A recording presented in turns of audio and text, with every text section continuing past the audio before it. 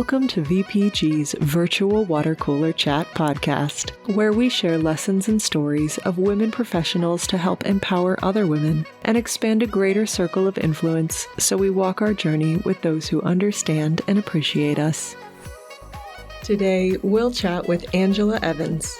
Angie, as her friends know her, has over 20 years of experience as an educator. She and Ashley met through an Airbnb online experience and have since explored various creative writing and publishing projects together. Most recently, Angie worked with Ashley and Michelle Kim on building a leadership habitat, which explores leadership principles through the lens of safari animals, and Bridging Dreams and Reality, which explores various social themes faced by adolescents through the interpretation and storytelling of Michelle's illustrated artwork. This episode of Virtual Water Cooler Chat is entitled Hope Floats, and you'll soon find out why. Angie is the founder of Waters of Hope, a nonprofit that provides quality of life experiences to cancer patients and survivors.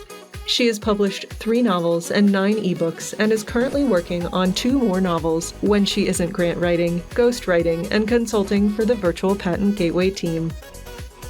Hello, Angie. So good to see you. Happy Monday. Happy Monday to you. I'm going to dive right into this. Can you tell us a little bit about yourself and who is Angie Evans? Okay, just to begin with, I would like to say I am a writer and a teacher, and I'm also a person who loves adventure and loves to find the joy in the journey. I'm also a widow and a grandmother and a mother, and there's just so many things that encompasses, but most of all, it's just somebody who loves life and is trying to get the most quality out of the life we have here on Earth. And I also love kayaking. I should say that because that's one of my passions as well. Very good. Would you like to tell our listener how we actually met? Yes. During COVID, Airbnb asked me to teach this class online, a writing class online. And so at first I was a little nervous, but I started doing Airbnb experiences, and that's where I met you. And it's just kind of been a whirlwind ever since. We've just had a really great working relationship, but we did meet on Airbnb experiences. So that was exciting. So I'm happy I did that and took that leap of faith to do that experience. How did you choose your path to become a creative writer? And do you think that this is your calling? I definitely think it's my calling. I went to college to be a teacher just because I didn't think I could make a living as a writer. And when my sister was diagnosed with breast cancer, during her bucket list experience that we did before she passed, she kept telling me, when I pass, I want you to write the book because that's your dream. That's your passion. Just do it. So when she passed away, I decided I was going to become a writer at 40 years old. And so I did. I made it happen. I published 3 novels and 9 ebooks, and I've helped tons of people make their dreams of publishing come true as well. So I really feel like it's my passion and what I was meant to do. I love it when you added that you love kayaking, because I have actually never kayaked until a year and a half ago. A friend and I, we went on a trip and we went to Maine. And I somehow, we went out sailing. So I feel like that there was an instructor and it was fine. And then throughout the trip, she was persuading us, we should go out and kayak because it's included in the resort. Did not say a word. That was like my feeling, like, hopefully she doesn't say anything more about this. But then once I finished the actual sailing lessons, it's like, hey, I got this. Well, then I told her, I was like, well, since we have the gear, the life jacket and everything, maybe we should go kayaking. You should have seen the look on her face.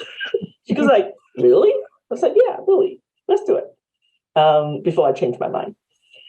So then we went on to the other side of the dock, and the resort, like the folks were helping us to get into the kayak. And of course, I go into the front because that's the one that requires less experience. The one from the back, I believe, will need to navigate a little bit more. So we were at Booth Bay Harbor.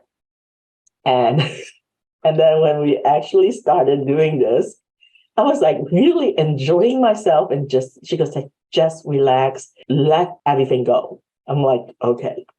And then over, like during the time we were at the lake, we were able to see like the lobster's cage.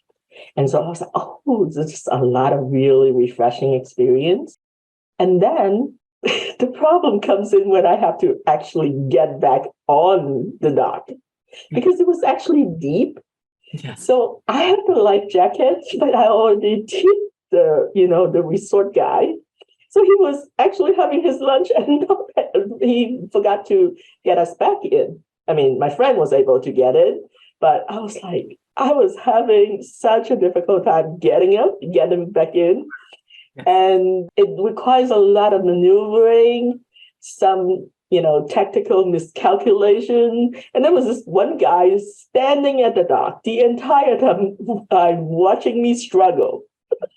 I was like, when I finally got back up, I said, "Did you have fun? I should have charged you admission fee." Yes. That's awesome. That I would really want to share with you. I mean, eventually I'm going to go to North Carolina and basically just kayak with you, but we will need to start slow. Okay, we can do that. Well, I'm so happy you tried it. But yes, I think I will do it again, but it has to be with the right people.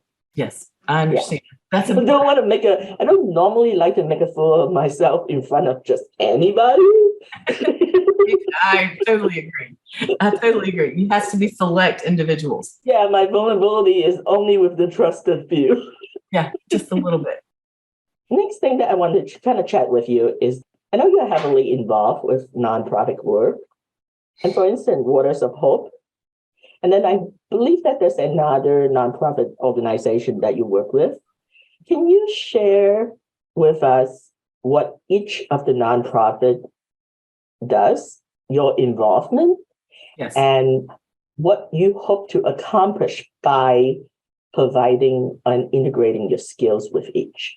I started Waters of Hope, which is a kayaking company for people who have a terminal illness. Anybody who has a physical, mental, or developmental disability, I take them out kayaking at no cost to them. And I started this after my sister passed away because I found that when she was really sick and in her downtime, quality of life was so important. So taking her out for the day and having her forget about cancer was just so important. So I've taken thousands of people kayaking since my sister passed away. And that's just really helped me, the healing, because everybody I take out is part of the healing process for me. As well as when we leave, they're like, oh, we could forget about everything for the day. And we also take big trips. We take trips on the lake here where I live in North Carolina, but we also take people to Florida to kayak with the manatees, to Charleston to kayak with the dolphins. And it just seems to help them to get away and forget about their illness for a couple of days. The other organization is called the Hope Center of Hendersonville, and it's a center for people with developmental disabilities. And my friend there asked me to start writing grants for them. And I said, I don't know if I would be good at it, but I'll try because I am a writer. And I've been quite successful at it. So I write grants for them, and I also help them with their plans and Medicaid billing and such as that. But there's two causes that I'm just really passionate about, which is a quality of life for anybody who has physical, mental, or developmental disabilities. So those kind of fit things that I'm very passionate about.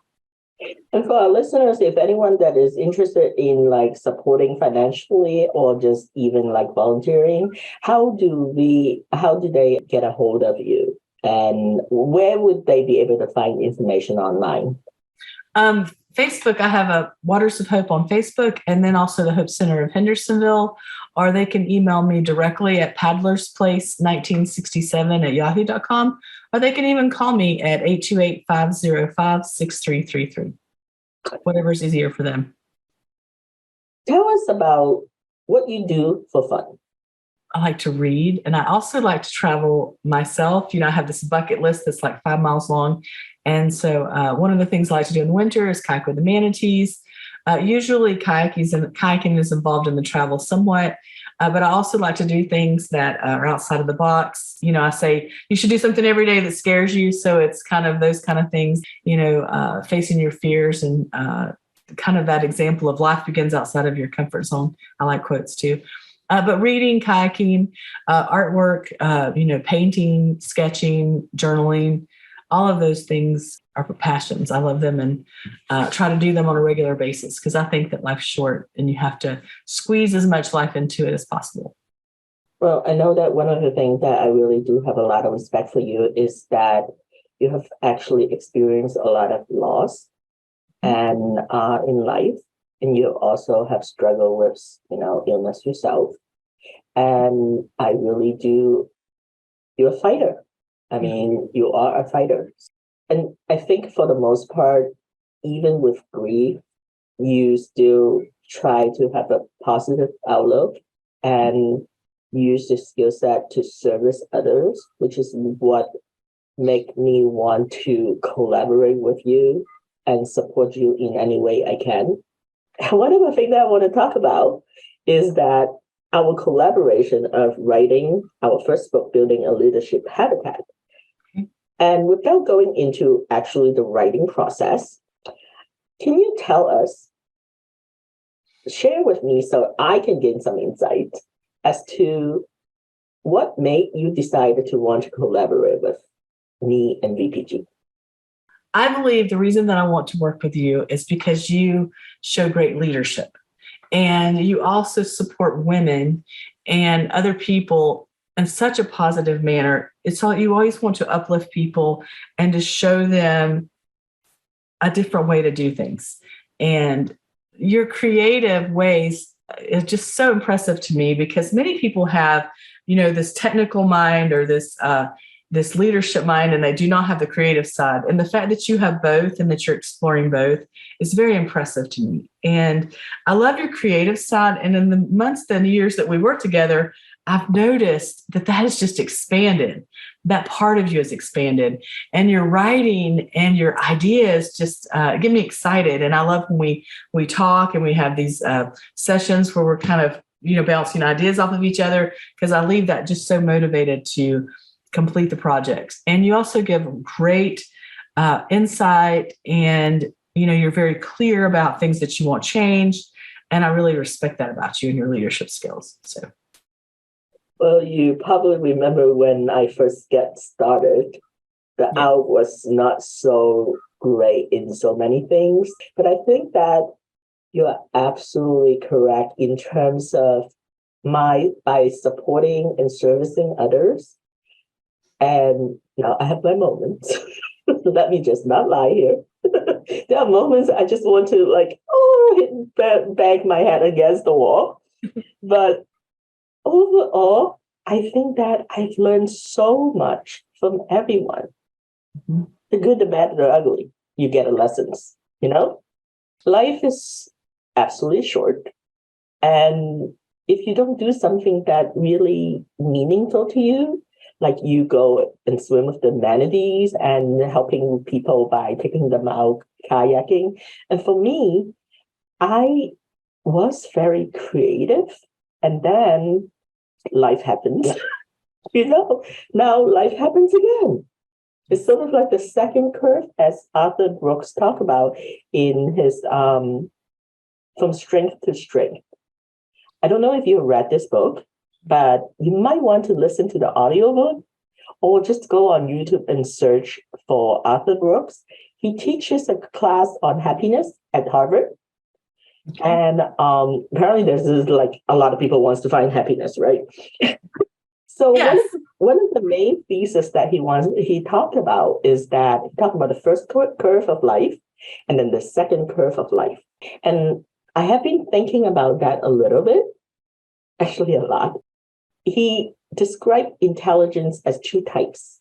There's fluid intelligence, and there's also the other type of intelligence, fluid intelligence, crystallized intelligence. So fluid is when you are younger in your younger age, and you're much more like those who are analytical. They just basically get project done faster, get their math done faster, just really based on your analytical skills. And then crystallized intelligence is based on life experiences that you accumulated. So when sometimes, especially in service industries, I think what he said was, in service industry, that heavily relies on the fluid intelligence.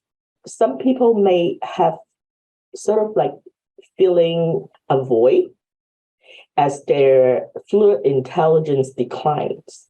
So this is when he thinks that it's best when people like know yourself, basically, and then work on getting into relying more on crystallized intelligence. And so it's like using your experience in the past and maybe to grow others. Now, I never knew that I was doing that. But then one day I was sitting in the car waiting for my mom from acupuncture. I was like, wait a minute, that's why VPG is successful, because I'm using crystallized intelligence. Yes. And then a younger generation and all of the other people who provide content, because I can help them. I mean, I think that we complement each other really well, even with disagreements. Right. And I think that is how VPG grows so fast. It's kind of scary, actually, but I'm just going to let it flow. Yeah. But I thought that I would want to tell you about that book so you could actually read or listen to it. Yes, definitely. Yeah. So that has been something that I really thought that would be very interesting. What are some of the key lessons learned that you would like to share with our audience? Especially, I think I'm going to put something a little bit more difficult because I personally have been dealing with this myself. How do you turn grief into a positive energy and just propel forward? I think really realizing that life is short and that I owe it to all the people who in my life who passed away. I've lost 3 siblings and my husband, my dad. I mean, there's the list goes on. And just thinking that I owe it to them to live life to the fullest because life is short. And so instead of, when I have a dream, I make it happen because you have to get past the fear and just jump. I see so many people that do the same thing over and over again and they hate it. And I just decided that I wasn't going to do anything in my life that I did not enjoy. Of course, work is work. Some days we have days that's like, oh, this is not fun. But overall, I'm going to be joyful in what I do. And I learned that from watching people that I love pass away, because if they had not experienced that life is short kind of attitude, then they wouldn't have had the quality of life that they had. And even with my husband, the last 5 years that we had together was very adventurous filled. And he did not have that really before. So seeing that and knowing that he had those years made it easier. So just encouraging people to live each day like it's your last day and not be afraid to jump and to leave that job that you hate and do something that you enjoy that can actually mean something to the world, because I want to live a life of service. And every project that I do, I feel like that it helps and benefits the world in some way. The work that we do is helping people, build leadership skills. And, the book that we did, even though it's really a lot of fun, it does have some great lessons in it.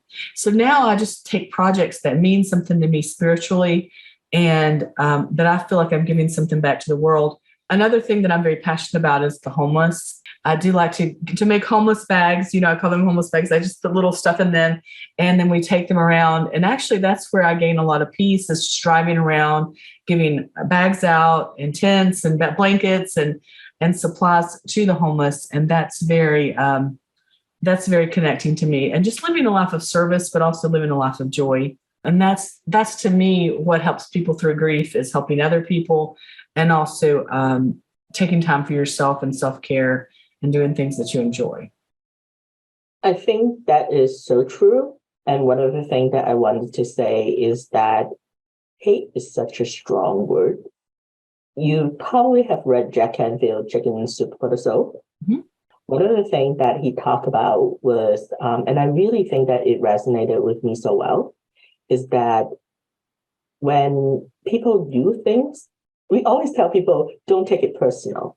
Or people tell us not to take things personal. But then it's so hard not to do that. And so, for example, when you make a choice in life, when we make a choice, it's often we didn't do it to be against someone. Right. We just finally got to the point that we are recognizing that we are doing it for ourselves. Yes. So I think that is something that I really want to point out. People really should try to not take things so personally and then be more understanding.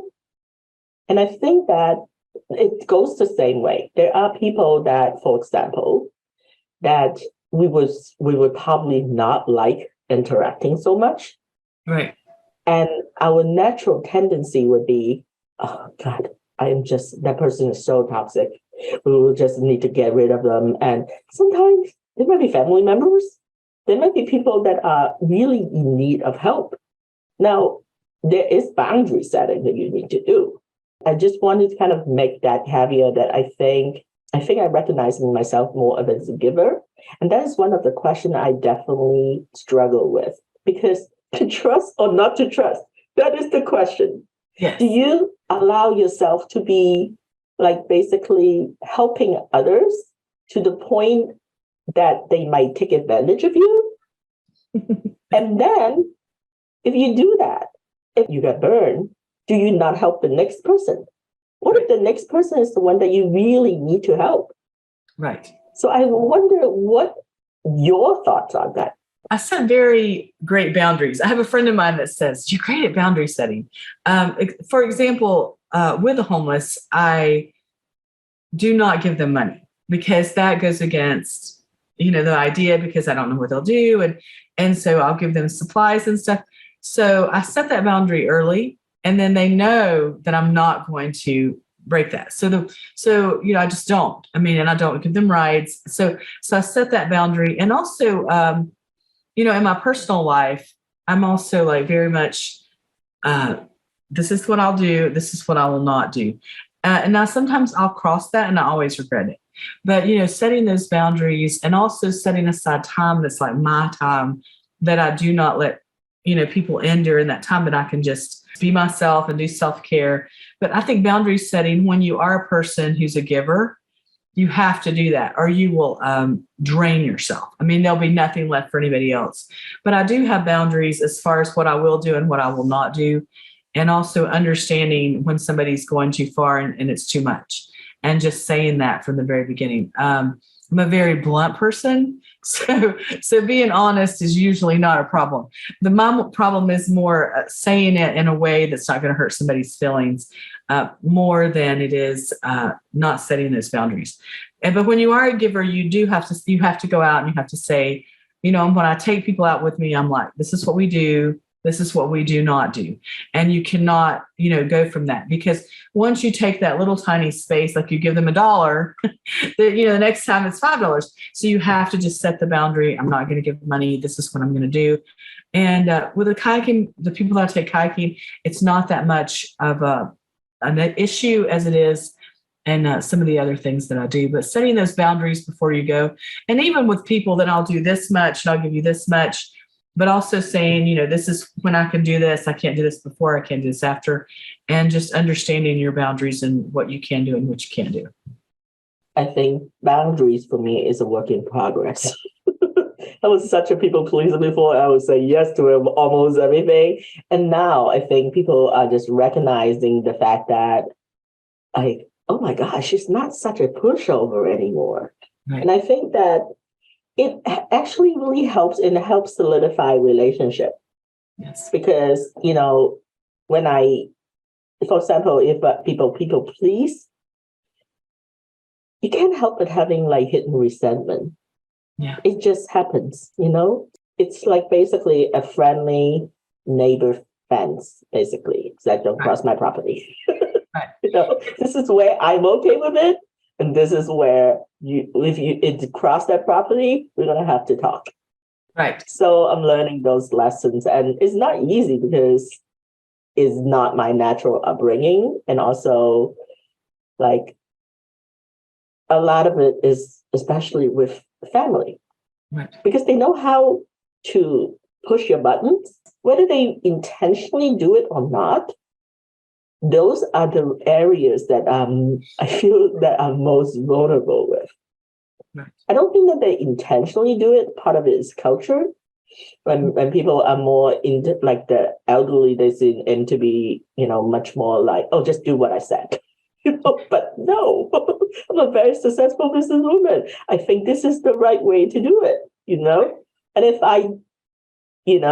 I fall, then I'm going to learn my lessons, get back up, and go try again to get another angle. So I think, honestly, it has been a really, really interesting self-discovery journey. So I'm really glad that you are there on Airbnb. And then eventually we collaborated because we found each other. And I think that we just have like kindred spirits. So that's why I wanted to chat with you for this virtual water cooler chat. And I'm so glad that you are in supportive of this. And life has so many spectrums. If I focus only on the professional side of like only one particular industry, I feel like that I would be missing some voices. I think So I wanted to make sure that virtual water cooler chat is actually filled with a very diverse set of voices and opinion. Yes, Thank you for helping me to fulfill this particular goal. Thank you for having me. It was fun. Thank you.